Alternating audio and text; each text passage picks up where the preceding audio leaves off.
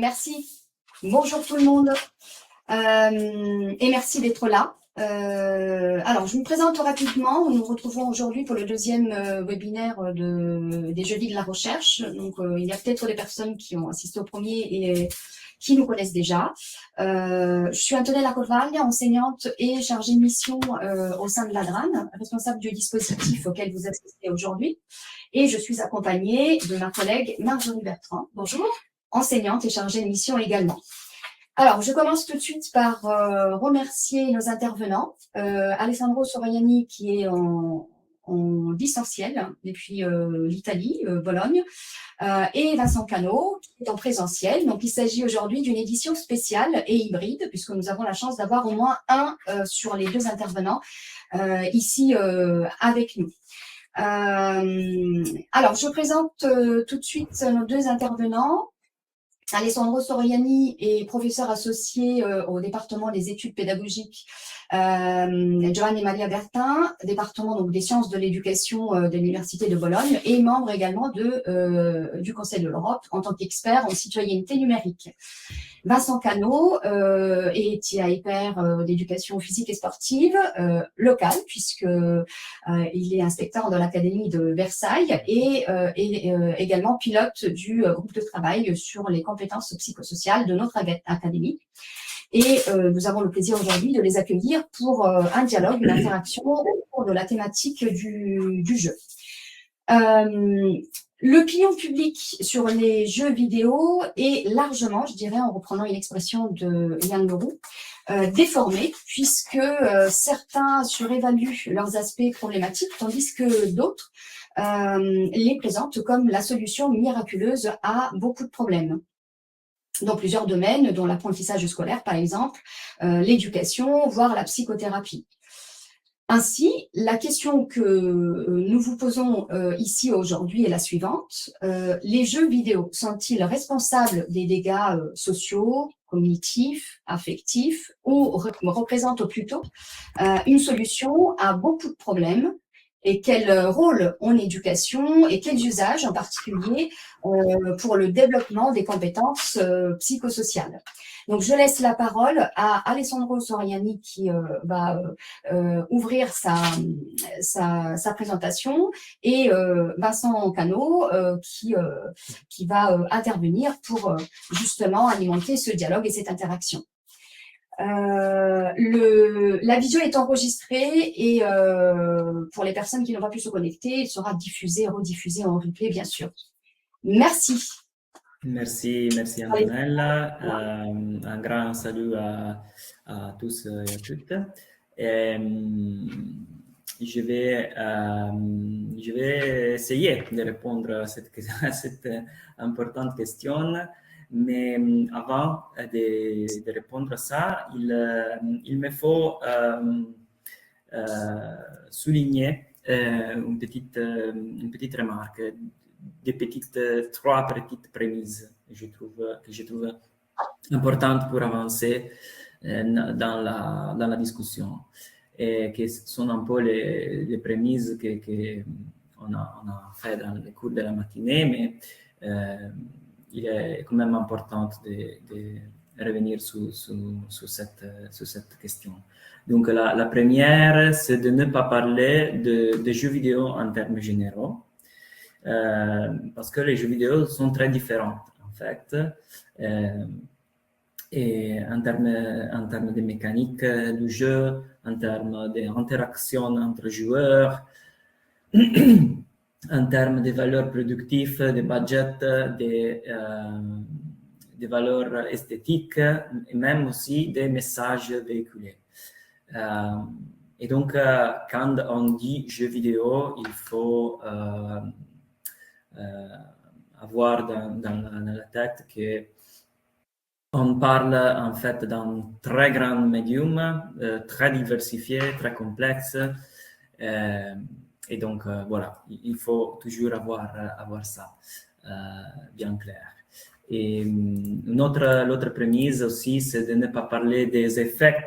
On ne peut pas parler tout à fait des affects des jeux vidéo en termes généraux, parce que les mêmes contenus peuvent être perçus très différemment par les publics. Les publics, il n'est pas un public monolithique, mais c'est quelque chose vraiment de diversifié, même lui.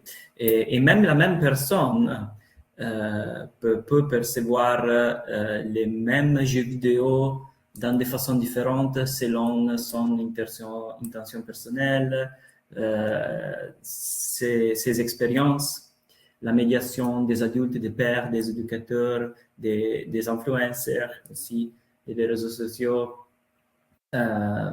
autour de lui ou d'elle, et bien sûr aussi le contexte social, politique, économique qu'il est tout autour.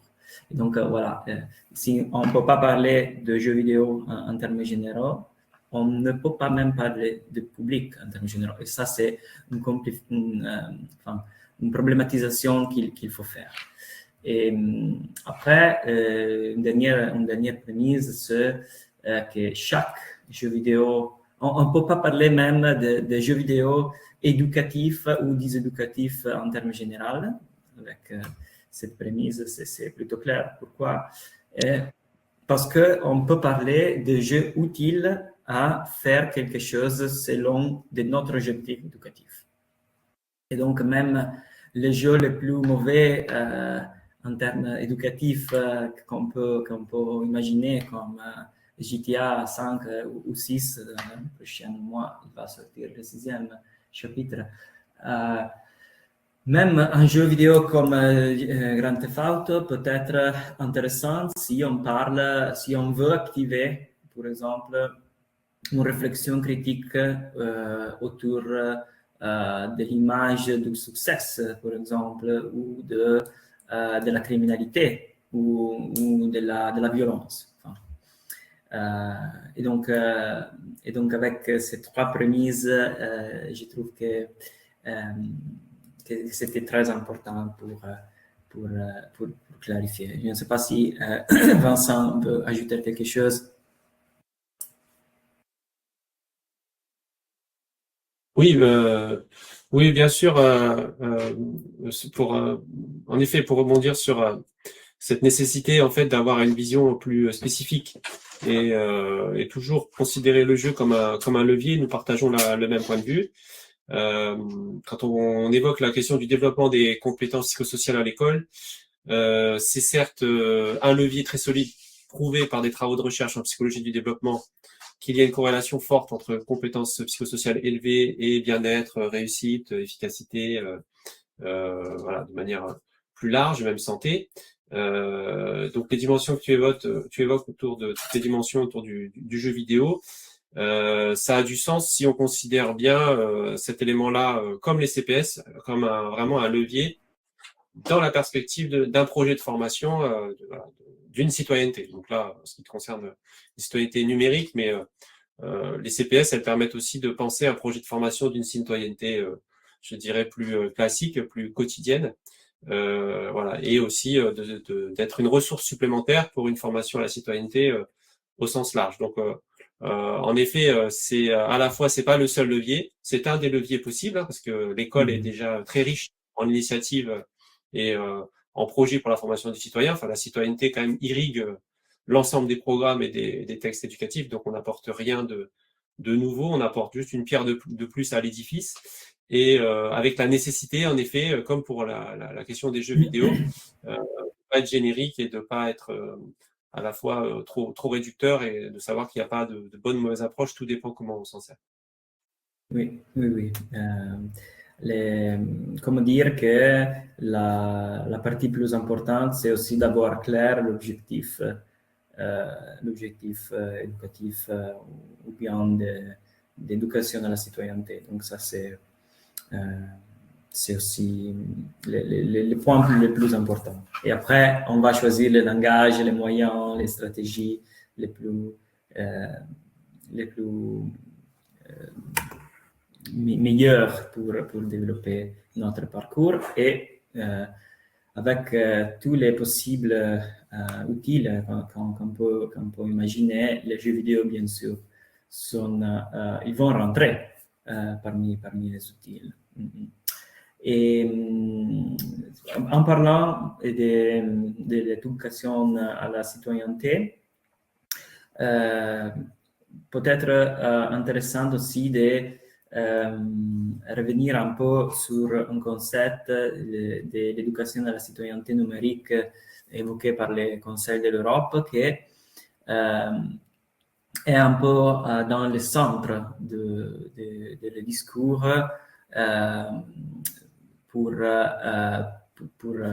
mes études, bien sûr, et mon travail comme consultant pédagogique, c'est le Conseil de l'Europe. Et ce qu'on va essayer de faire aujourd'hui, c'est vraiment de mettre en relation les jeux vidéo et l'éducation à la citoyenneté numérique. Et donc, juste pour donner le cadre de référement pour avoir un peu plus clair la situation, on parle d'éducation à la citoyenneté numérique selon les cadres du Conseil de l'Europe qu'il a identifié 10 domaines de citoyenneté numérique divisés par 3 domaines de compétences. Donc, on a être en ligne avec les 3 domaines access et inclusion, apprentissage et créativité et media information literacy. Et l'idée ici, c'est vraiment de ne pas se focaliser sur les compétences numériques qui sont déjà développées et approfondissées par le framework de Digicom, par exemple, de la communauté européenne.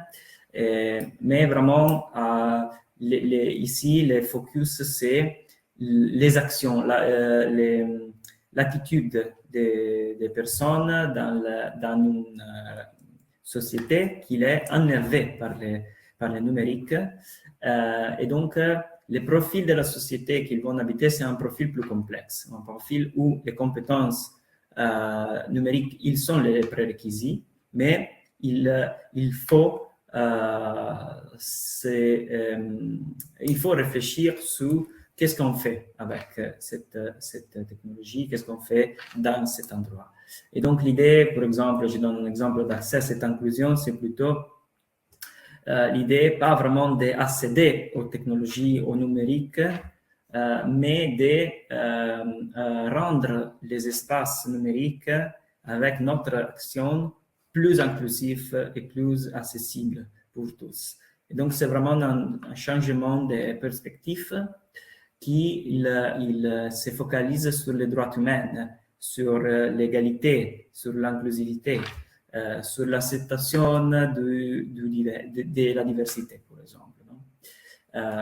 Et donc, l'être en ligne regarde aussi la dimension créative, la dimension d'apprentissage et bien sûr tout ce qui concerne l'éducation aux médias. Donc, l'éducation à l'information, en utilisant les technologies, bien sûr aussi les jeux vidéo pour mieux comprendre la société, pour mieux s'informer. Après, on va juste présenter, puis on touche mieux la question des jeux vidéo. Le bien-être en ligne, il s'agit vraiment de réfléchir sur la dimension éthique et de l'empathie, comment développer une posture qui va sauvegarder une dimension de compréhension de l'autre parmi la technologie, que c'est toujours plus difficile dans une société où qu'il essaye de dismantle, je ne sais pas comment dire, enfin, juste pardon, smantellare, esattamente. Smantellare?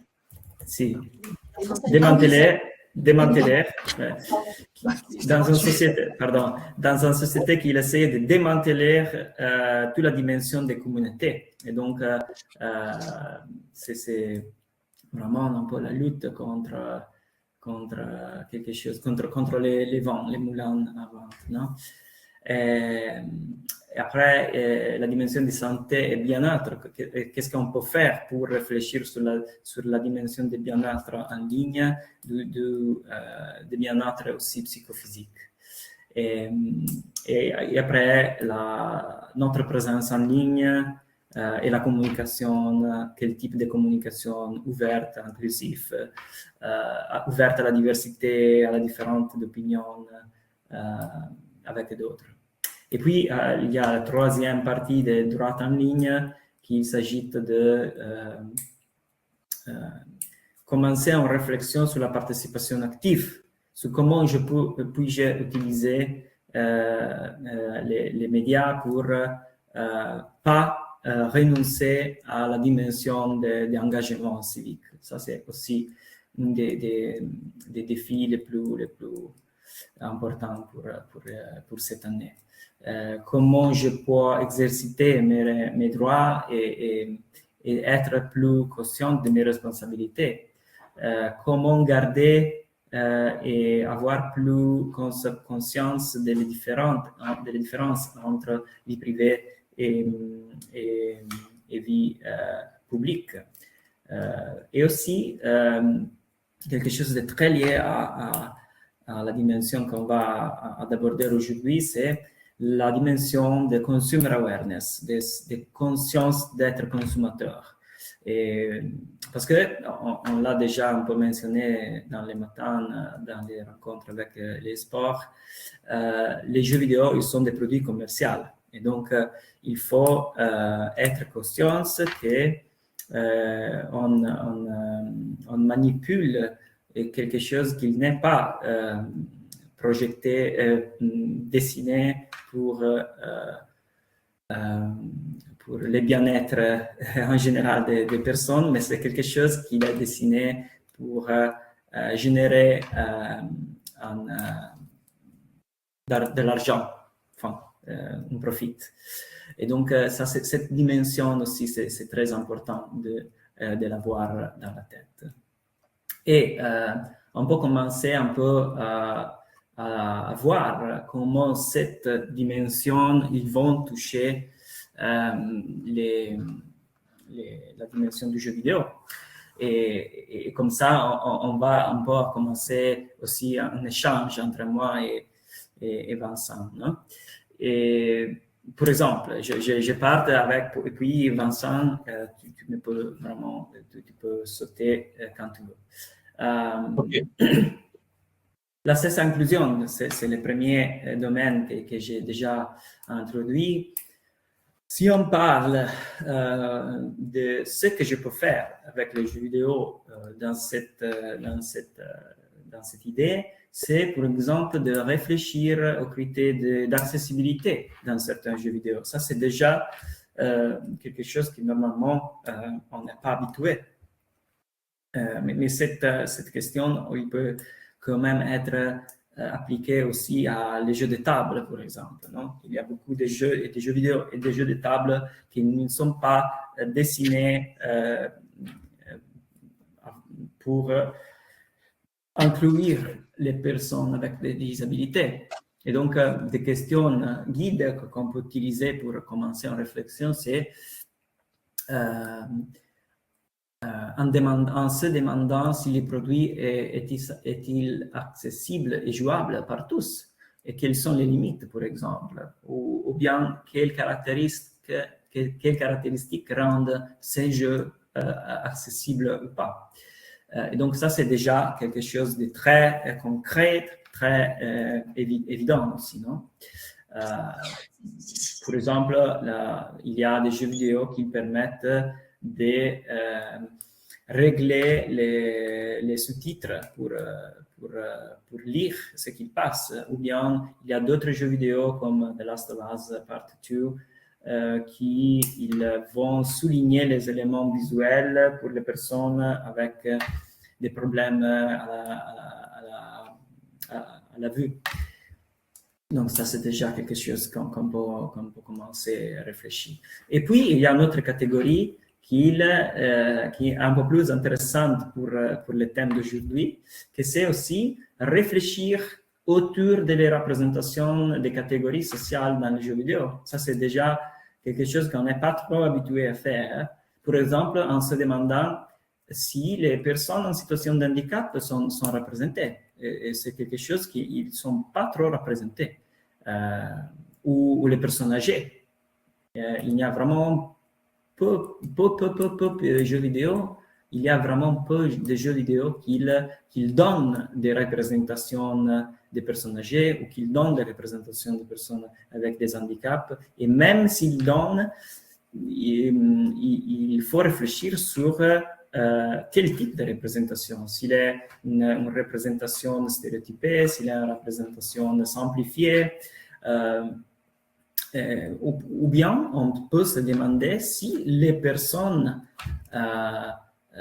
dont on a parlé se sentent-ils représentés ou même s'ils sont impliqués dans le développement du jeu. Donc ça, c'est déjà quelque chose qui donne une autre perspective avec laquelle regarder au médium du jeu vidéo. Merci Alessandro. Donc, je voulais te partager une première réaction déjà en tant qu'inspecteur de PS. Cette question de l'accès et de l'inclusion, ou plutôt ces deux rubriques de questionnement que tu présentes, elles sont familières de la profession. Donc là, il y a une vraie cohérence, une vraie congruence entre les questionnements posés et les questions que doit, ou en tout cas que devraient se poser tous les enseignants de PS, ou se posent les enseignants de PS sur ce sujet-là. Donc le domaine de la réflexion par rapport aux critères d'accessibilité dans certaines pratiques, alors pour pas dire jeux vidéo, mais on va être sur des activités physiques et sportives, se pose pour tous les enseignants dans la conception. Et en effet, c'est une problématique vraiment essentielle et fréquente de s'interroger sur finalement en quoi c'est jouable par tous. Et nous avons dans la discipline une grande tradition de réflexion didactique pour adapter, transposer, ajuster, voire alléger le sport qui fait référence.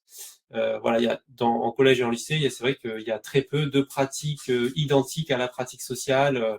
Voilà, donc pour parler d'une activité la plus connue, par exemple, imaginons le football, voilà, c'est très très rare de trouver des formats à 11 contre 11 sur grand terrain, etc. Donc il y a consubstantiellement à la discipline, la valeur professionnelle du prof de PS, c'est justement de réfléchir à cette accessibilité. Donc elle se faisait déjà entre le sport et la diversité des élèves, et donc on peut dire que aujourd'hui elle se poursuit avec les enjeux d'inclusion et donc sous-entendu d'élèves à besoins particuliers, qu'on appelait auparavant en situation de handicap, vers une réflexion plus universelle et aujourd'hui qui est promue sous la forme d'une pédagogie pour une accessibilité universelle des apprentissages, avec cette idée d'élargir largement le spectre du travail didactique pour vraiment toucher tous les élèves, en s'appuyant sur le fait que ce qui bénéficiera à l'élève avec le moins de capacité sera utile pour tous. Donc le deuxième point, qui est réfléchir aux représentations des catégories sociales dans les jeux vidéo, il fait aussi extrêmement fortement écho avec cette nécessité en EPS de former un citoyen lucide par rapport à la dimension sportive, à la culture sportive aujourd'hui. Donc c'est cette prise de recul nécessaire au sport de performance, cette prise de recul nécessaire aux dérives du sport. Donc par exemple, dans le cadre de l'enseignement de spécialité, il y a d'ailleurs une thématique dédiée au sport et ses dérives. Hein, donc en EPS, il y a vraiment une position qui se veut lucide sur la pratique sportive dans la société, et notamment le sport business, et un regard lucide aussi sur tout ce qui peut être lié aux Jeux Olympiques, à tous ces mouvements-là.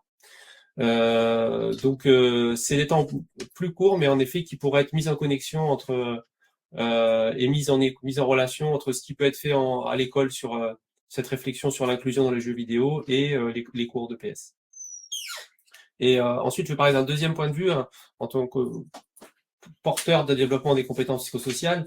Là, pour pour remettre en cohérence par rapport au référentiel et au grand domaine de compétences. Je le dis pour les participants de la vidéo qui sont peut-être pas forcément au courant, les compétences psychosociales, ce qui est intéressant aujourd'hui, c'est que c'est une classification en 3 dimensions. Ça classifie les compétences transversales qui permettent de faire face aux défis de la vie quotidienne.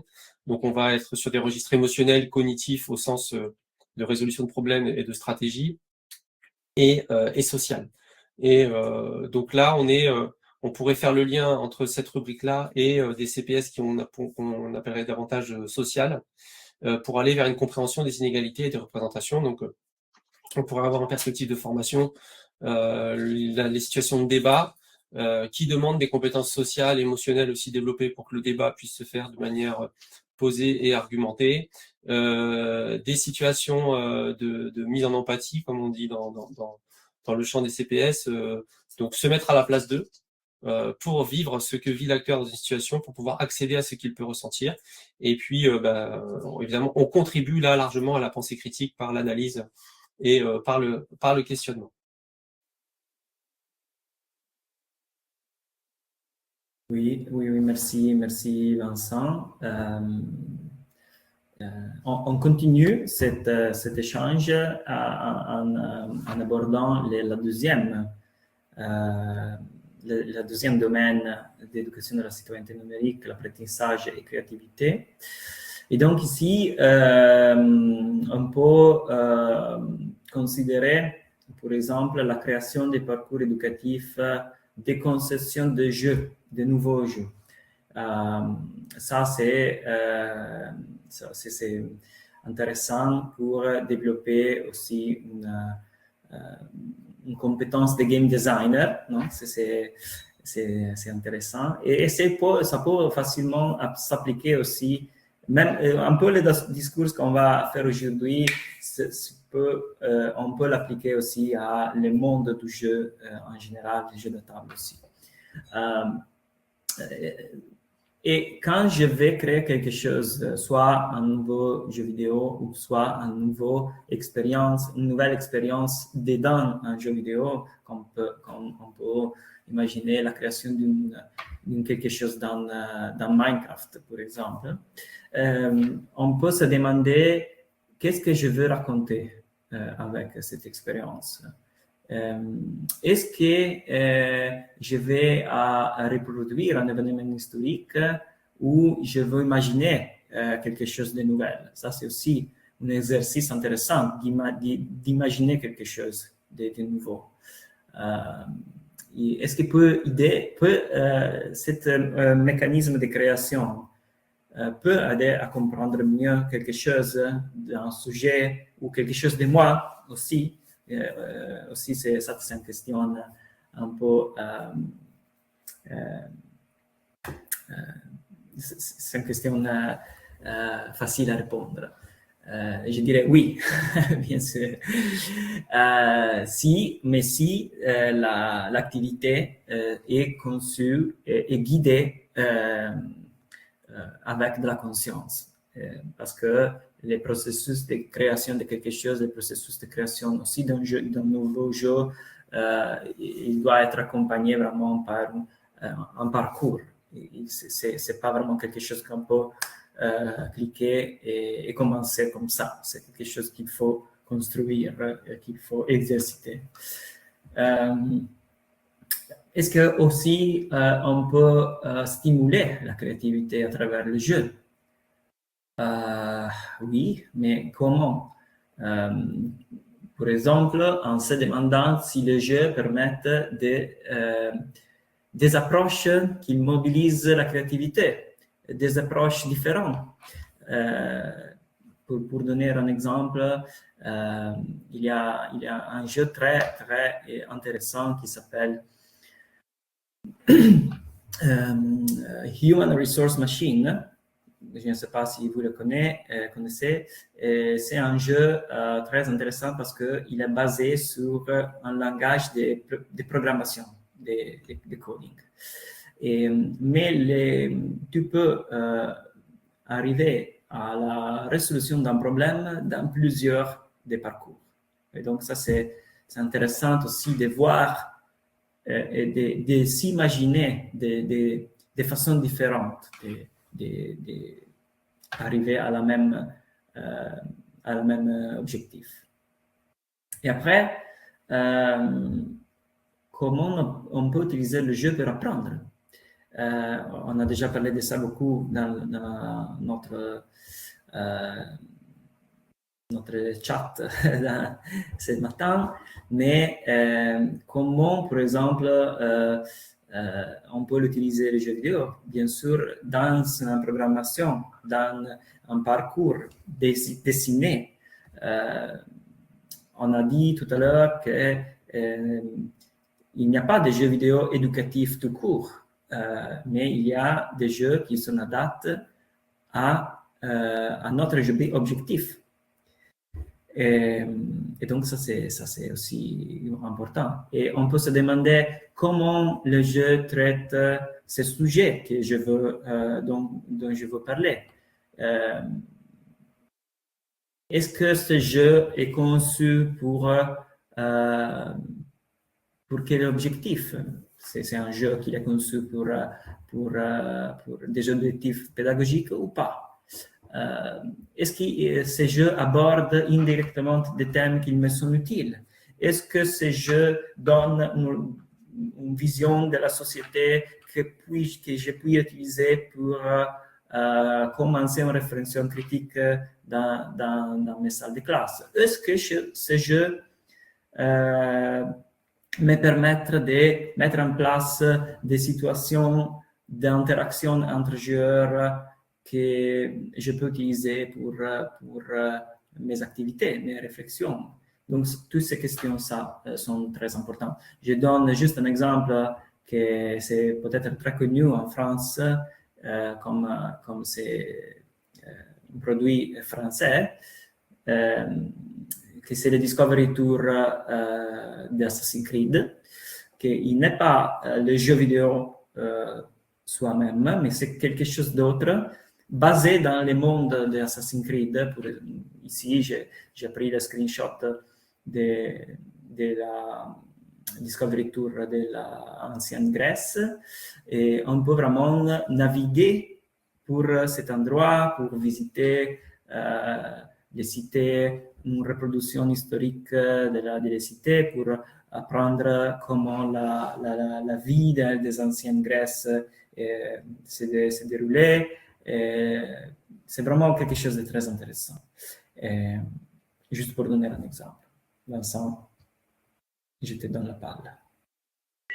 Oui, alors c'est vrai que là, déjà d'un point de vue inspecteur EPS, nous on a la question de la créativité au cœur de nos enseignements, notamment dans les enseignements dits artistiques, où on recherche justement à faire évoluer les élèves d'une reproduction de stéréotypes, d'une reproduction de forme à une création autour d'un propos, à une mise en place de processus chorégraphiques, mais au service d'un sujet. Donc il y a un vrai enjeu d'encourager à la créativité, et notamment dans la création collective. Et ce que je vois moi comme opportunité d'apprentissage, c'est que ce temps de réflexion sur la création de jeux ou la créativité à travers le jeu puisse être fait de manière très étroite en relation avec la séquence de PS de l'année qui concerne les élèves, dont il y aura forcément une séquence dans l'année dédiée à ce champ d'apprentissage qui renvoie aux activités expressives et artistiques. Même si la créativité ne se résume pas non plus au champ artistique, mais c'est quand même l'espace le plus propice. Et puis d'un point de vue de développement des compétences psychosociales des élèves, là je trouve intéressant d'organiser la mise en lien de cet item apprentissage et créativité avec peut-être davantage le développement de compétences psychosociales cognitives, qui intègrent cette dimension résolution de problèmes, créativité, pensée critique. Donc comment on peut imaginer un scénario, ça interroge la pensée créative, comment on peut concevoir des mécaniques de jeu ou les rendre plus accessibles. On a une approche davantage centrée vers la résolution de problèmes. Donc en complément de la séquence, on peut aussi imaginer des pratiques dans la classe qu'on appelle les pratiques plus décrochées ou plus explicites, qui permettent de soutenir la créativité par des mises en situation problématiques de la vie quotidienne. Voilà, par exemple, on peut proposer des scénarios aux élèves, des scénarios un peu improbables mais problématiques pour eux. Par exemple, je trouve un hamster dans mon cartable dans la journée, qu'est-ce que je fais? Voilà. Et vraiment là, on projette cette réflexion créative dans la problématique du quotidien pour engager les élèves aussi à identifier à qui je m'adresse, comment je me sens, qu'est-ce qui va se passer. Et c'est aussi l'intérêt de l'approche compétence psychosociale, c'est de replonger l'individu dans le quotidien pour lui permettre de surmonter efficacement les obstacles. Donc voilà, en synthèse, on a donc un lien qui peut être fait effectivement avec la séquence de PS, avec le prof de PS, et puis on peut avoir aussi un lien sur un temps long pour le développement des compétences psychosociales plus cognitives et aussi avoir des activités pratiques décontextualisées dans le temps de la journée. Merci, c'est bien. On continue dans la troisième domaine de compétences, qui c'est l'éducation aux médias et à l'information. Et donc là, c'est vraiment, pour moi, un des domaines plus intéressants où on peut vraiment toucher la matière du jeu vidéo et l'expérimenter comme un objet d'étude. Et là, c'est vraiment, il s'agit d'analyser les médias vidéoludiques, ses langages, les messages, les usages. Donc, c'est vraiment une opération très, très proche à l'éducation aux médias, vraiment, comme on est habitué à la concevoir. Et donc, on peut se demander, par exemple, quelles sont les caractéristiques de ce jeu vidéo. On peut les déconstruire, quels messages contiennent, comment la société est représentée dans ce jeu vidéo, quelle image, par exemple, de la femme est proposée, ou comment, avec ces mécaniques et ces langages, le produit va à montrer une réalité. Et je vous donne, par exemple, deux exemples que je trouve géniaux pour vraiment donner une vision du jeu vidéo qu'il a un message à communiquer, non? Et qu'on peut vraiment utiliser pour analyser, pour et mieux lire la société d'aujourd'hui. Alors, à la gauche, on a Road 96, qu'il est, si je ne me trompe pas, en fait, j'ai choisi 2 jeux vidéo produits en France. Donc, vous jouez chez vous. Et c'est vraiment un jeu très intéressant parce qu'il va à montrer les parcours vers la liberté un groupe de personnes qui vont fuir d'un état imaginaire avec un dictateur qui a pris le contrôle du gouvernement. Et donc, on touche la question des représentations des médias d'une situation. On peut vraiment manipuler et voir les effets concrets par exemple, on est en train là-bas d'être le caméraman et on peut choisir quelle partie de la photographie on va donner plus d'importance, non? Et ça va changer après la perception du public aussi, non? Mais ils sont beaucoup de petites histoires qui vont vraiment composer un cadre un peu plus général. C'est un jeu très intéressant. Et à la droite, je vous présente aussi un autre jeu très intéressant, aussi produit en France par The Pixel Hunt. S'appelle Bury Me My Love. C'est l'histoire d'une femme syrienne. C'est la vraie histoire, tout à fait, parce que c'est inspiré par un article publié sur Le Monde de cette femme syrienne qui est en train de fuir par la Syrie. Et l'article a publié les groupes de WhatsApp de cette femme. Donc, ce jeu s'est inspiré un peu à ça. Et tu vas être le mari de cette femme et tu vas interagir avec elle avec les messages de WhatsApp. Et donc, tu vas donner elle des conseils. Est-ce que je peux me faire confiance de cette personne qui m'a permis d'amener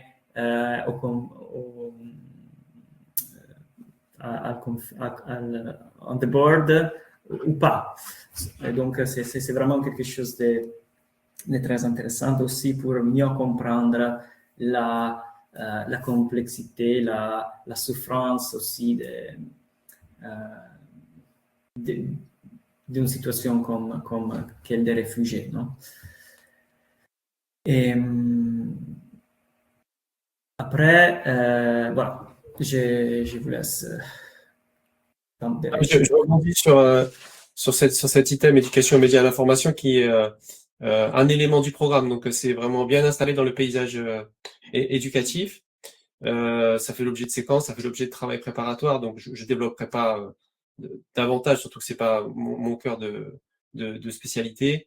Ce qui peut être intéressant en EPS, c'est de faire le lien entre ce questionnement sur la manière dont sont représentés donc les personnages et les messages qui passent sur la base de des productions vidéo sportives qui sont maintenant de nature très très nombreuses et très très différentes. Hein. On a maintenant une grande habitude, par exemple, du portrait du champion, avec ce schéma narratif assez classique, voilà, du sommet à la chute et à la rédemption. On a aussi la profusion de documentaires sport promotionnels qui vont suivre un club, une athlète sur un temps long. Donc, il y a un enjeu aujourd'hui de mise à distance de ce qui va être de l'ordre de l'opération de communication et de l'ordre du documentaire sportif chez les élèves. Il y a aussi un enjeu de décryptage de la communication et de la publicité qui s'appuie ou fait référence aux sportifs. Voilà, donc ça c'est pour les liens qui pourraient être faits entre ce travail sur les jeux vidéo et le temps de PS. En ce qui concerne les compétences psychosociales, là on est sur on est sur des registres très larges hein, qui sont quelque part plutôt rendus possibles par des compétences psychosociales très développées ou très adaptées au contexte. Hein. On parle de l'analyse de messages, de déconstruction d'images, d'esprit critique. Donc là, je dirais qu'on est plutôt dépendant quelque part du niveau de développement des compétences psychosociales des élèves, car on est à un niveau très très transversal de rapport au monde. On demande une prise de recul, on demande une réflexivité. Et donc là, il faut peut-être considérer l'éducation aux médias à l'information et cette réflexion sur les jeux vidéo comme une situation où on va mettre à l'épreuve de manière assez élevée les compétences psychosociales des élèves. Donc rester prudent, rester surtout sensible et précis par rapport aux capacités des élèves à mener une réflexion. Parce que la problématique bien connue de collègues d'autres disciplines, notamment Histoire Géo, EMC, qui eux voilà, portent cette question de l'esprit critique bien mieux que moi, mais on connaît tous les limites aussi de chercher à avoir un recul critique avec des élèves qui n'ont pas les ressources pour mener cette réflexion et l'effet contre-productif que cela peut aussi créer. Donc voilà, en conclusion, on est plutôt sur un temps qui viendrait consacrer un parcours et un temps de travail préparatoire des élèves.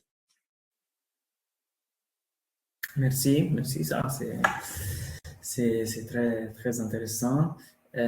Aussi voir les côtés pratiques que tu vas offrir. On va dans les prochaines familles des domaines qui est focalisé sur le quatrième domaine, éthique et empathie. Et donc là, c'est vraiment comme développer l'empathie à travers le jeu. Qui reste ces jeux pour dire ou écrire ces choses. On peut se demander, par exemple, comment on peut mieux comprendre les motivations derrière certains types de comportements. Vraiment, encore dans un monde où le jeu vidéo est un peu perçu comme quelque chose de, et spécialement les jeux vidéo en ligne, en multiplayer, sont perçus comme quelque chose de qui pousse les gens dans leur chambre à pas interagir entre eux ou à vraiment être agressif en promouvant la haine en ligne. Donc, comment on peut réfléchir autour de ça, comment on peut mieux comprendre ce qu'il passe au-delà des claviers, de l'écran. Ça, c'est important, c'est crucial pour les prochaines années. Et aussi, on peut réfléchir aux enjeux éthiques et moraux qui sont qui sont impliqués dans ce monde parce que encore, il y a même des jeux comme les jeux qui j'ai présentés avant, et spécialement Road 96, ils vont offrir une vision des choix moraux et des choix éthiques qui ont un impact très concret sur le monde du jeu. Mais je pense aussi à un autre jeu qu'on va présenter un peu plus avant, qui s'appelle Papers, Please. On va parler de ça un peu plus avant. Mais ce sont toujours qui vont mettre en place tout un système de choix moraux. Non? Et puis, on peut se demander si ces jeux que j'ai l'intention d'utiliser ou que je vais utiliser, s'ils m'aident à comprendre l'autre ou s'il est un jeu qui va offrir une simplification stéréotypée de la compréhension de l'autre. Non? Donc, les jeux aussi comme une palestre d'éthique, une palestre morale. Palestre, c'est un mot qui existe en français ou pas? Vous comprenez? No. Una palestra. Gym. La palestra? Sì. La palestra dove si fa ginnastica, vuoi dire? Sì, sì. Ah oui, une salle de sport, comme une salle de sport, pardon. Une salle de sport pour exercer l'éthique et l'empathie. C'est vraiment la salle de sport, la palestra, c'est la salle de sport et le gymnase pour l'école. D'accord. Elle est pratique. Bien, alors, donc voilà, merci pour cet apport. Donc là moi, je réagis parce que là, on est vraiment au cœur des enjeux portés par les grands acteurs des compétences psychosociales, cette question de l'éthique et de l'empathie. Donc l'empathie, ça a été l'enjeu principal qui a amené l'enjeu du développement des compétences psychosociales à l'école. Avec en arrière-plan cette idée de la prévention du harcèlement. Donc voilà, on voyait apparaître cette idée d'agir contre le harcèlement en sensibilisant l'autre à ce que peut ressentir l'autre. Et donc il y a aussi ça s'inspire aussi de la manière dont le harcèlement peut être traité, cette idée de mettre en empathie, cette idée d'ouvrir sur la sensibilité sur ce que peut ressentir l'autre. Donc c'est voilà, une stratégie, enfin une approche très dominante dans cette démarche. Donc voilà, il s'agit de vraiment au niveau des compétences, dans une approche compétence psychosociale, de chercher à mettre en empathie. Et je dirais qu'aujourd'hui, la pratique la plus connue, la plus répandue, c'est l'idée de mettre en situation. Voilà, donc on peut là pour le coup développer des situations où on envoie des messages et on demande ce que cela produit. On fait des mises en situation, des petits jeux de rôle pour voilà, faire débriefer et exprimer ce qui a été produit. Voilà, on part de l'hypothèse que celui qui s'adresse à l'autre n'a pas conscience de l'impact que ça crée chez lui. Donc, on crée des activités pour qu'il se rende compte de l'impact que ça crée. Et donc, il y a une forme de mise en empathie qui est créée par des mises en situation. Oui, ça c'est vraiment une des questions centrales. Et je pense que les jeux vidéo, ils vont offrir un terrain d'expérimentation très intéressant. Et même, j'imagine un futur où les jeux vidéo, ils vont intégrer des fonctionnalités liées, par exemple, à l'intelligence artificielle et comment déjà l'intelligence artificielle s'est utilisée pour parler, pour des buts qui ne sont pas liés à des tâches techniques, mais ils sont liés à des tâches d'amitié, quasi amitié. Non? Et donc ça, c'est un thème très central aussi parce que l'intelligence artificielle, le système d'intelligence artificielle, ils vont vraiment déjà à offrir une simulation de l'empathie. Non? Et donc, je pense qu'on va avoir quelque chose de très intéressant qui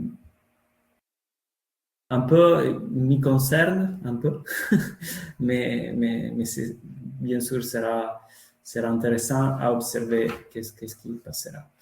Et, oui, pour rebondir sur ce que tu dis, on a quand même maintenant une capacité par l'intelligence artificielle de moi, ce que je qualifierais aujourd'hui, de mon point de vue, de miroir, une capacité à être le miroir du texte, donc le miroir exprimé. Oui, c'est un fait. Et ce qui est intéressant, c'est que même si le message vient de la machine, il produit quand même un effet. Et c'est ce qu'on retrouve en fait dans les mises en situation où en fait, même si la situation, tout le monde sait qu'elle n'existe pas, et qu'on est en train de la créer, par exemple, faisons semblant de devoir choisir un chemin et de ne pas être d'accord.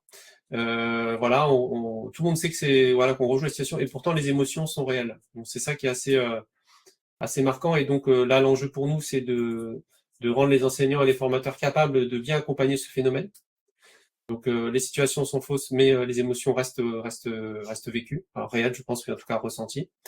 Et donc ça demande voilà un point de vigilance et une maîtrise professionnelle de ces moments-là. Mais pour autant, nous on a encore tout un registre enfin, je reste assez optimiste parce qu'il y a cette empathie dans tout ce qui n'est pas dit et exprimé, et notamment concernant les élèves et les adolescents, c'est cette capacité-là à repérer ce qui n'est le non-dit et par justement ce qu'on perçoit et ce qu'on ressent qui est un vrai facteur d'empathie, c'est ce repérage des micro-faiblesses, des failles, des difficultés de l'état, de la vibration, quelque part de la personne que nous on cherche à développer.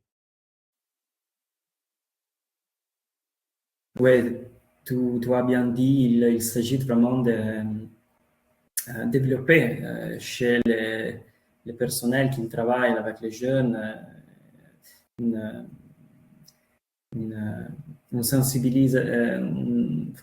sensibilité vers cette thématique. Ah oui.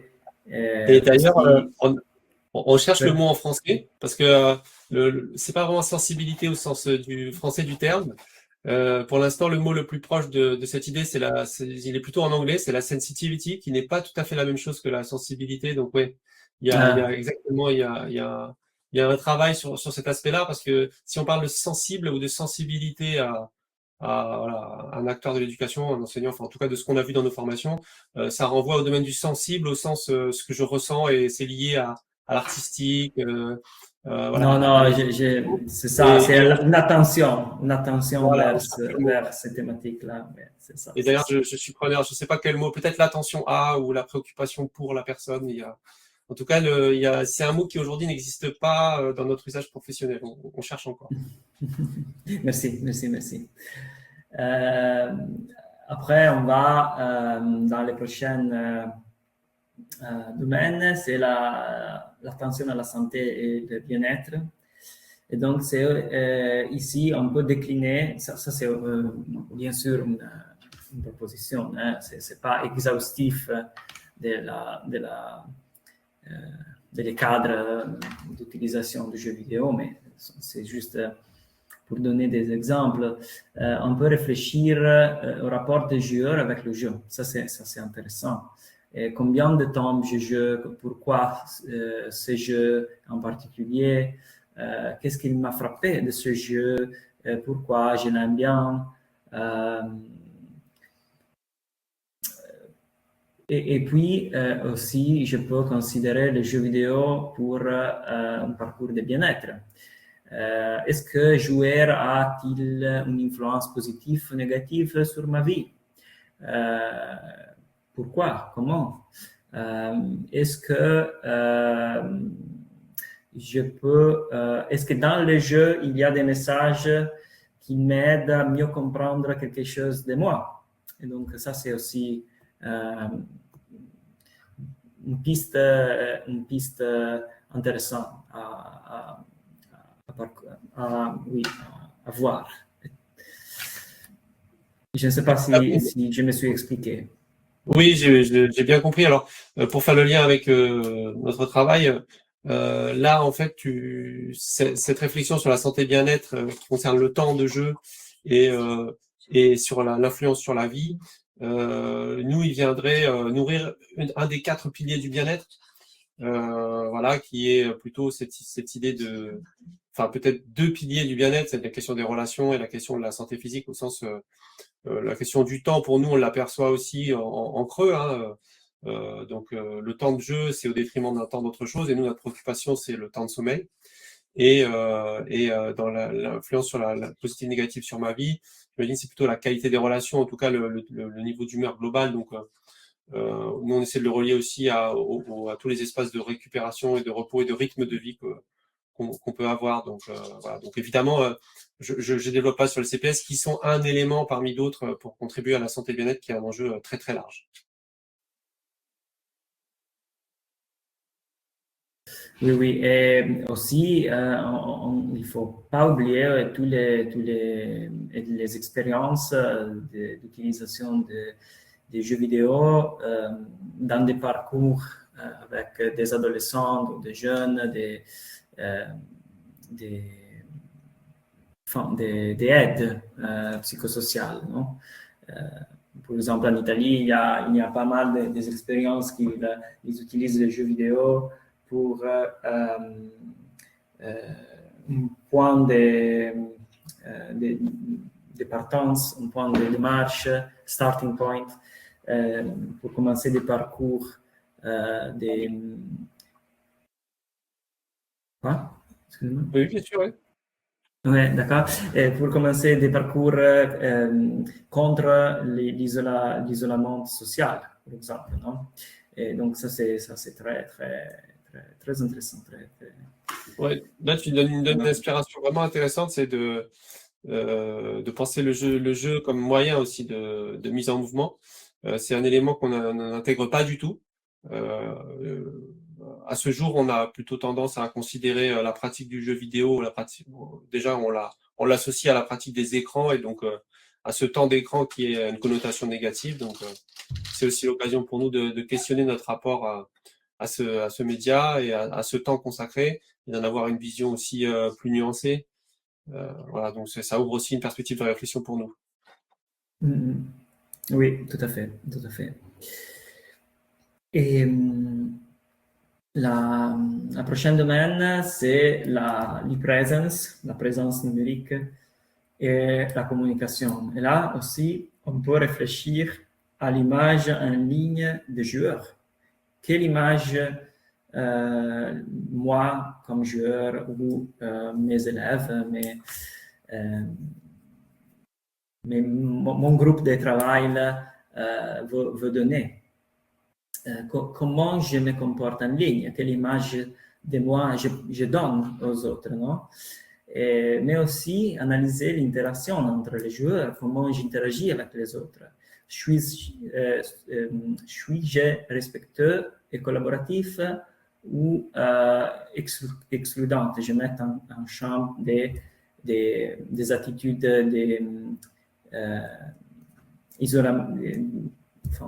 discrimination vers d'autres joueurs. Par exemple, il y a tout un problème, un grand problème avec les joueurs femmes en ligne.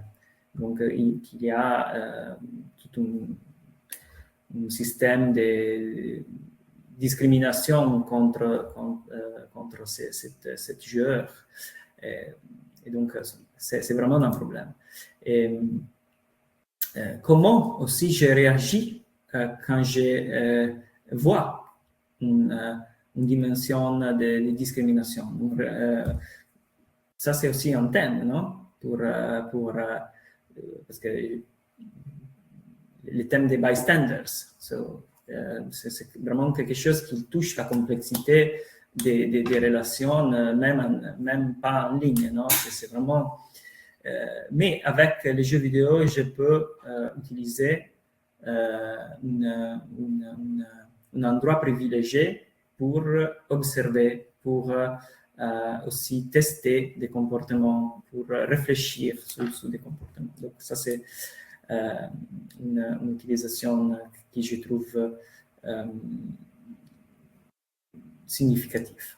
Et après, j'ai choisi une image de skin de Fortnite parce qu'on peut revenir sur le thème de la négociation identitaire et pourquoi j'utilise une skin plutôt qu'une autre pour me représenter. Parce qu'il ne s'agit pas seulement de choisir quelque chose qui me plaît, mais il s'agit vraiment de choisir l'image de moi que je veux donner aux autres pour entrer dans un échange de négociation identitaire. Et donc, ça, c'est pas vraiment question de il me plaît God of War ou autre caractère, mais il s'agit vraiment de quelque chose de plus complexe. Et ça, il faut être conscient de ça.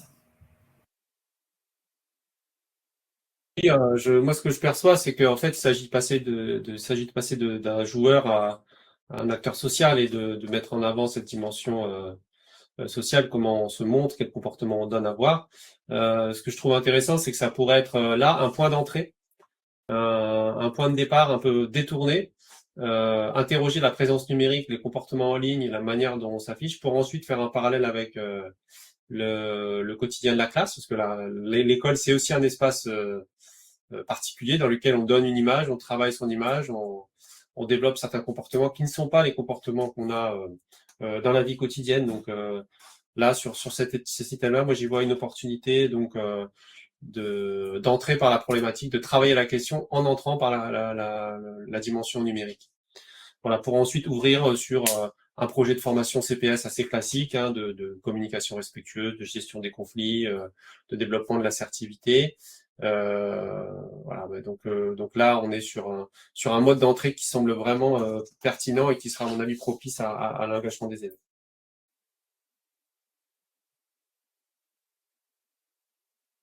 Merci, tout à fait. C'est vraiment aussi comme une autre dimension de travail qui est un peu profiter de ça. Oui. Et la participation active, là, il s'agit vraiment de réfléchir autour des rôles des jeux pour l'engagement social. Et donc, il y a pas mal des exemples de jeux vidéo qu'on peut utiliser pour exercer des postures à les développements sustainables. Par exemple, Terranil, c'est un jeu où les joueurs, il faut développer un système de green energy. Si je dis green energy, c'est compréhensible? Oui, ok, merci. Et donc, dans les tentatives vraiment de sauver l'écosystème des planètes ou des planètes avec toutes les difficultés, hein, bien sûr, parce que c'est un jeu qui n'est pas trop facile. Mais aussi, on peut amené l'exemple d'un jeu comme This War of Mine, que c'est un jeu qui met les joueurs dans vraiment des questions morales, des choix moraux, en montrant que l'essence des communautés, l'essence d'aider l'autre, c'est quelque chose qui va au-delà aussi de la guerre et de toutes les mauvaises choses que la guerre amène. Non? Oui. Ça, c'est un jeu très intéressant. Par exemple, ce jeu, c'est utilisé dans les programmes d'éducation civique polonaise, par exemple. Donc, c'est quelque chose de très, très connu dans le contexte éducatif aussi. Et par exemple, on peut se demander, existe-t-il des jeux pour mieux comprendre les enjeux du monde?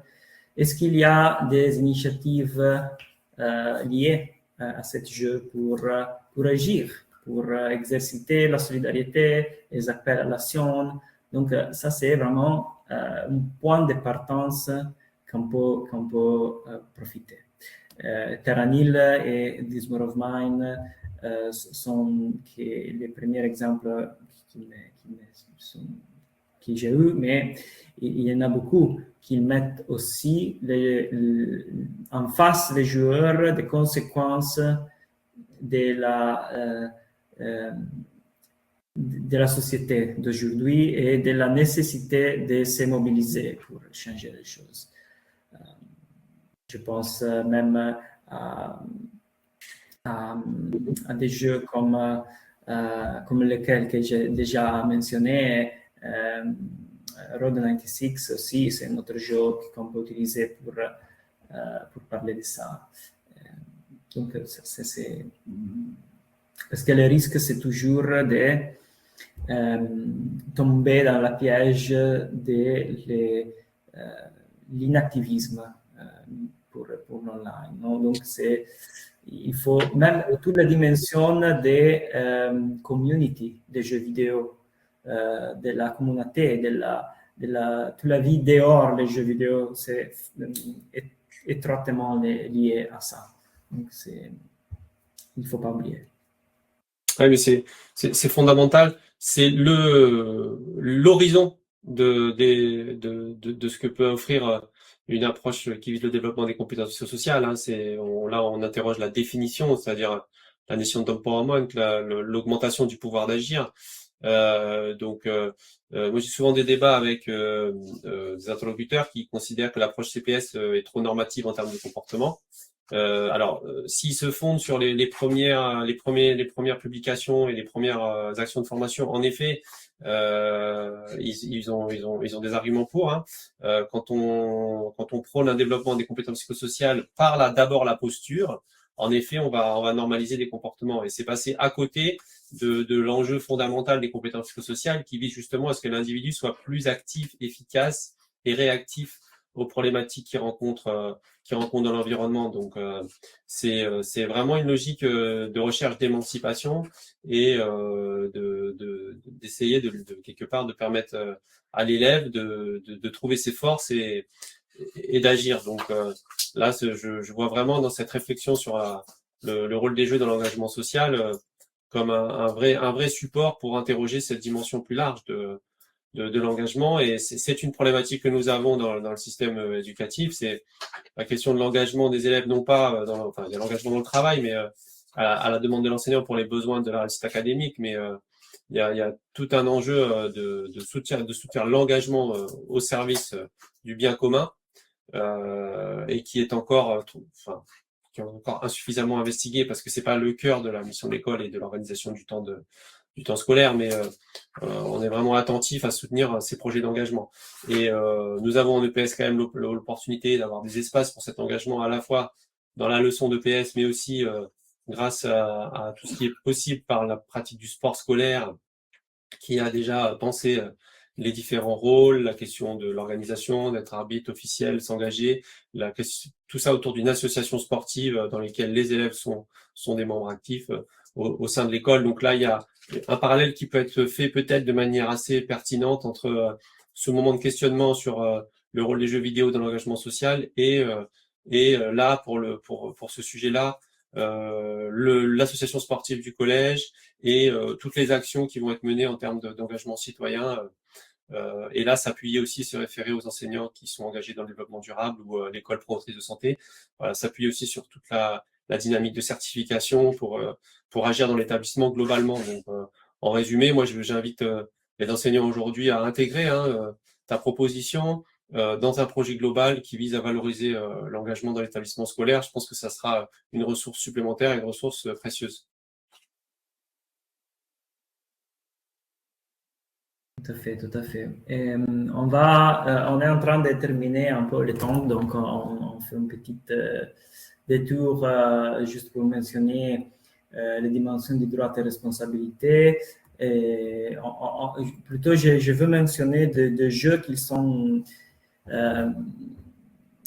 capables aussi d'offrir un stimule intéressant pour dans le sens qu'on est en train de discuter, spécialement si utilisé dans la salle de classe ensemble aux élèves pour amener une réflexion, une discussion. Papers, Please, c'est un jeu précieux dans ce sens parce que vraiment, ils mettent les joueurs dans une condition de difficile d'un gardien d'une frontière imaginaire, d'un État autoritarien. Et donc, tu, comme gardien de cette frontière, tu vas décider si faire rentrer ou pas rentrer les gens qui demandent de rentrer. Donc, c'est aussi intéressant d'utiliser dans la classe parce que il s'ouvre à aussi un débat en classe pour réfléchir sur les droits, sur les responsabilités, et la légalité aussi, des questions comme ça. Donc ça, c'est vraiment intéressant. Mais comme est intéressant réfléchir sur des jeux comme Beholder ou Orwell pour amener et aborder des thèmes de la sécurité, de la vie privée, et delle technologie pour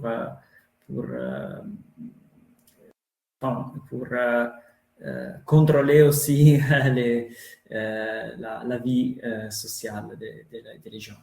Donc, ce sont deux jeux vraiment précieux dans ce sens. Mais peut-être qu'on peut débattre un peu plus allons sur le dernier domaine de compétences qui est Consumer Awareness, qui, je pense, c'est un domaine très intéressant pour voir le monde du jeu vidéo dans une autre vision, la vision économique. Donc, il s'agit de réfléchir aux aspects économiques du jeu vidéo. Pourquoi, par exemple, ce jeu est-il gratuit? Comment génère-t-il des revenus? Pourquoi certains services permettent de jouer gratuitement à des jeux et quel mécanisme de plateformisation il est mis en place? Parce qu'on habite une société où les grands platform holders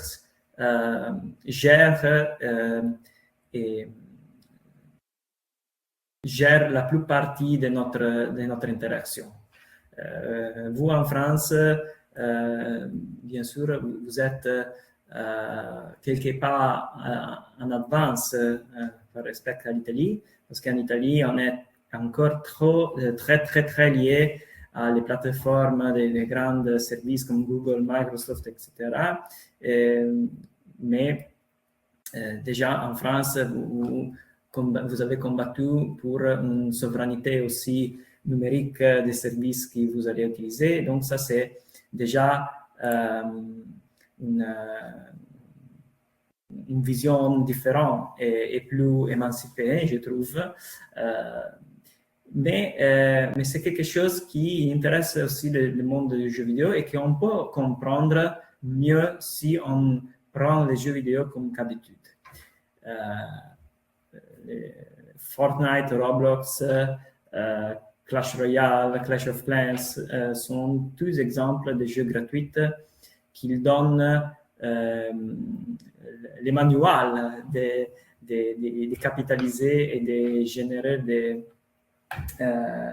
d'argent à partir des jeux qui sont gratuits. Donc, pour moi, ce domaine, vraiment, il va ouvrir une fenêtre sur une dimension qui va être beaucoup plus relevant dans le futur. Je ne sais pas si tu la penses comme moi ou pas. Moi, ce que je trouve intéressant, c'est cette idée de conscience d'être consommateur. Alors là, je parle en tant qu'inspecteur de PS, et je reviens de manière, pour le coup, enrichie par ton propos sur cette conscience du consommateur du spectacle sportif qui ne fait que s'accélérer là depuis les 10 dernières années. Je trouve que là, tu ouvres l'opportunité de vraiment reconfigurer cette formation d'un citoyen lucide sur le spectacle sportif. Parce qu'il y a cette question des revenus et des services offerts qui est vraiment de plus en plus présente, et donc c'est très important aussi que les élèves puissent prendre conscience que ce qui peut aussi paraître gratuit ne l'est pas, ou l'est avec des contreparties. Nous, on a quand même le sujet de l'émergence des paris sportifs, notamment chez les jeunes lycéens les plus défavorisés. Donc il y a aussi un vrai sujet sur la manière dont maintenant l'aléa sportif est utilisé à des fins des fins commerciales. Donc là, on est sur quelque part une nouvelle page qui s'ouvre, et là, ton apport est vraiment intéressant. Donc moi, ce que j'y vois, c'est peut-être on pourrait imaginer une réflexion globale sur la conscience d'être consommateur. Et je serais vraiment impatient de rencontrer un enseignant qui s'emparerait de ce sujet-là et qui pourrait, dans son action éducative, commencer ou s'appuyer sur la réflexion des aspects économiques des jeux vidéo, qui serait une très bonne entrée. Je pense que tous les collégiens quasiment sont tentés, sont au courant, connaissent cette idée de monétiser la réussite et le gain dans les jeux vidéo. Je pense aussi que tous les collégiens et lycéens sont au fait des démarches de paris sportifs, donc on aurait une connexion à ce niveau-là qui peut être vraiment très intéressante. Et puis après, on pourrait ouvrir aussi sur une réflexion globale sur le business des événements sportifs, et puis leur impact local, environnemental, et en s'appuyant sur l'actualité, la question par exemple du prix des places d'une Coupe du Monde ou de l'attribution de places. Aujourd'hui, c'est assez largement diffusé dans la presse, donc assez connu par les collégiens lycéens. Donc c'est un nouvel espace. Je pense qu'on pourrait maintenant reconfigurer le pratiquant lucide en consommateur éclairé du spectacle sportif. Je pense qu'on a une belle perspective de réflexion qui s'ouvre. Merci pour cet apport.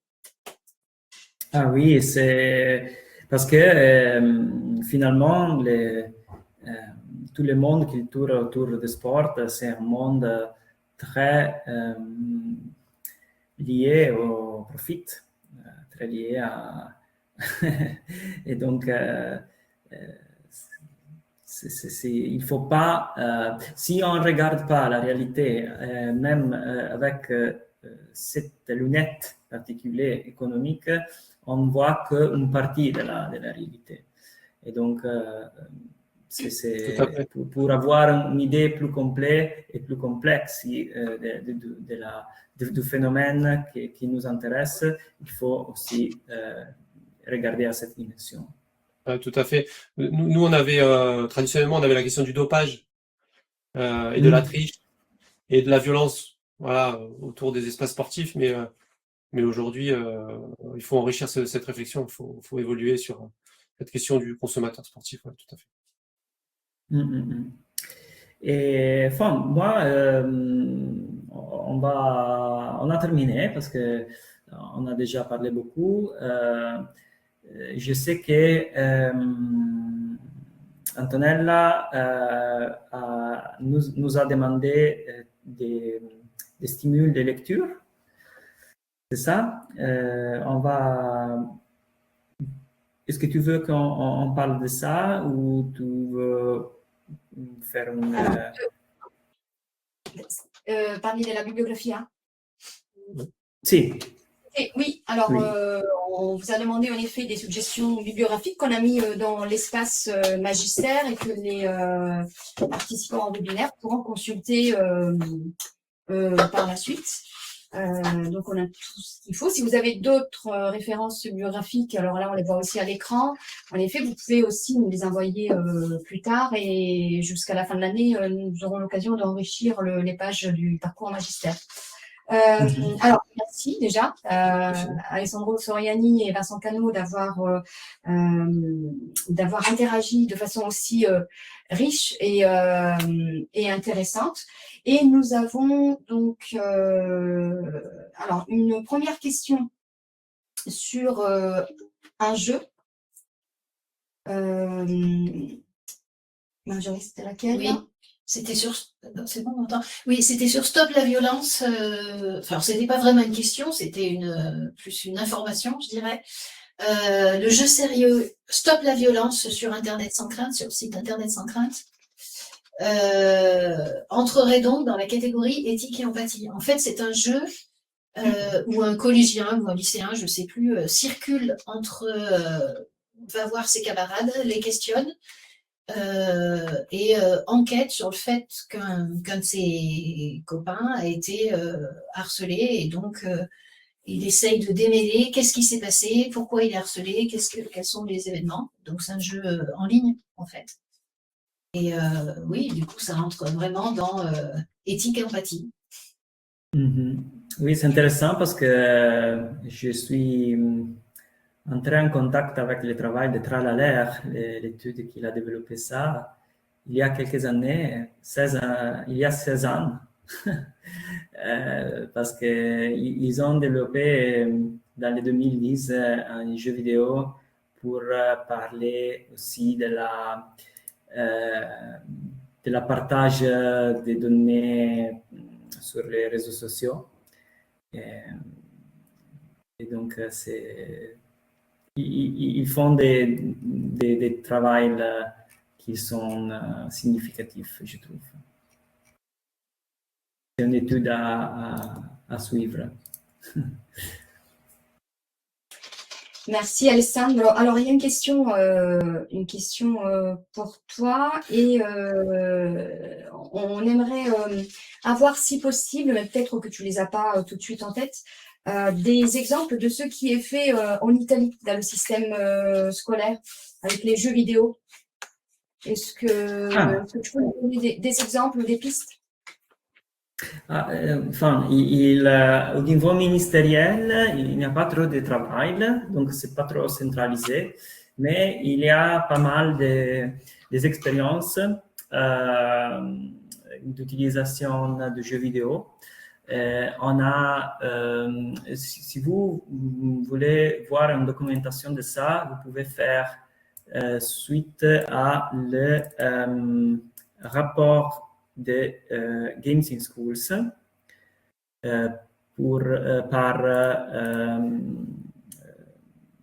j'arrive, hein? Games in Schools, European Schoolnet Games in Schools. Ils ont publié un rapport d'utilisation de jeux vidéo dans le contexte scolaire et là, vous trouvez aussi tout un dossier sur les expériences italiennes. Il y a des expériences qu'ils travaillent avec Minecraft pour la création des parcours éducatifs autour de la soutenabilité, du développement soutenable ou le coding. Il y a aussi des parcours scolaires qu'ils utilisent les jeux vidéo et la création de jeux vidéo pour amener une réflexion sur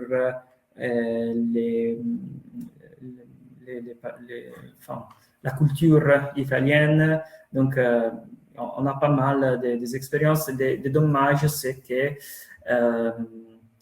on n'a pas une systématisation au niveau ministériel. Donc, ce sont beaucoup des expériences qui existent. On est heureux de ça parce que c'est bien de voir que quelque chose il passe en Italie. Et le dommage, c'est aussi de voir qu'il y a toute une posture de méfiance vers les écrans et vers les dispositifs qui sont toujours mis dehors les portes de l'école au lieu d'une éducation à l'utilisation et à la pensée critique de ça, c'est plutôt une posture d'exclusion. Et donc, mais la part positive, c'est que les praticiens, les enseignants, les éducateurs, les chefs d'école, ils ont au cœur la question et ils amènent quand même pas mal des expériences éducatives. Donc, je suis très positif dans cette façon. Merci Alessandro, tu veux ajouter quelque chose? Non, merci pour cet échange qui me permet aussi de voir que les jeux vidéo sont aussi un moyen pour une ressource pour se développer les compétences psychosociales, donc ils peuvent s'intégrer dans une démarche de développement, à la fois comme une pratique, à la fois dans une séquence, mais qui sont aussi un espace pour les faire émerger et pour en faire émerger les problématiques. Et puis, on l'avait dit, c'est aussi un espace de vie et de la réalité des élèves, c'est un espace pour connaître. Donc voilà, pour ces trois raisons, il faut, en effet, c'était très important d'avoir cet apport-là. Voilà, pour un domaine qui est aux portes de l'école et pour lequel on faisait pas forcément le lien. Je veux dire, moi le premier, c'est vraiment intéressant de découvrir, faire émerger toutes les relations entre le projet de développement de CPS et les jeux vidéo. Merci beaucoup. Oui, j'ai mis le lien des rapports là-bas. Merci Alessandro, donc on le mettra aussi dans le parcours Magister pour que les élèves puissent le retrouver. Voilà, et dans l'article. Et dans l'article également. Alors, s'il n'y a pas de questions, faut peut-être conclure. Oui, alors, je réitère nos remerciements à Vincent Cano et à Alessandro Troiani. On a parlé un petit peu, enfin vous avez parlé un petit peu de tout. Aujourd'hui, ça ouvre tout un monde en fait sur le jeu et le jeu vidéo.